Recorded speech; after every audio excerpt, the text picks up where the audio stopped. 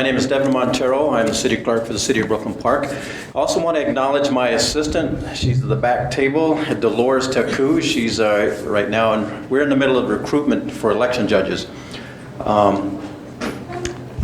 Bear with me. Okay, now you've heard about caucuses, how to be a candidate, and voter turnout. My topic is about being an election judge. So what happens after the candidates are selected and on the ballot? Election judges are needed to carry out the election procedures and make sure that the rights of the voters are protected. During a general election, about 30,000 election judges are needed to staff more than 4,100 polling places throughout Minnesota. Election judges are paid. It's a great opportunity to learn about the election process, as Secretary Simon stated. Also provide a great service to your community. Did you know that students 16 and 17-year-olds can be election judge trainees? Some qualifications to be an election judge. You must be an eligible voter, must be able to read, write, and speak English, must not be the spouse, parent, child, sibling of any election judge serving in the same precinct or of any candidate of that election. You also must not be a candidate at that election. You also must complete an election judge training course, at least 2 hours that we provide. And if you want to be an election judge supervisor, that's about a 3 to 4 hour training. Other qualifications: ability to sit or stand for long periods of time. You can communicate clearly with voters, enjoy assisting and serve diverse populations. You also must handle stressful situations calmly and professionally, and demonstrate attention to detail, work as a team member, and follow directions. Also, you must be comfortable using computers. Election law requires a party balance in the precinct.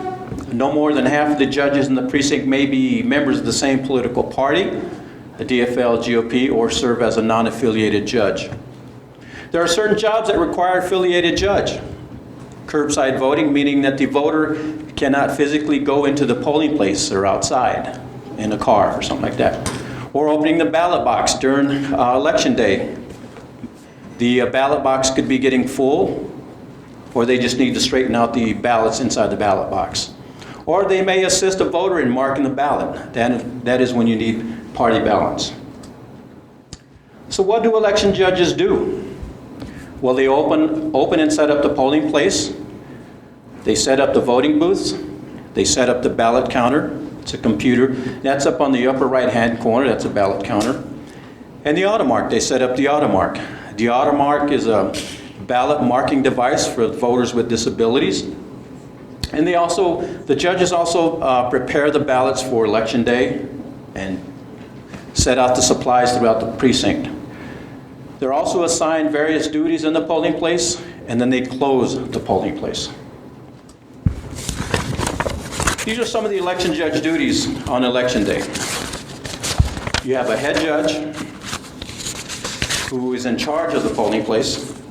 You have a greeter judge who directs voter traffic and maintains order in the polling place. You also have a roster judge. They sign in voters who are registered in advance of election day. You have a registration judge. They register voters who did not register in advance. Then you have a demonstration judge. They explain how to mark the ballot. Then you have a ballot judge. They give the ballots to the voters. And then you have a ballot counter judge. They oversee the ballot box area and gives the I voted stickers to the voters. Here's a typical layout of a polling place. You have various duties, various positions in the polling place. Other duties: healthcare facility absentee ballot judge.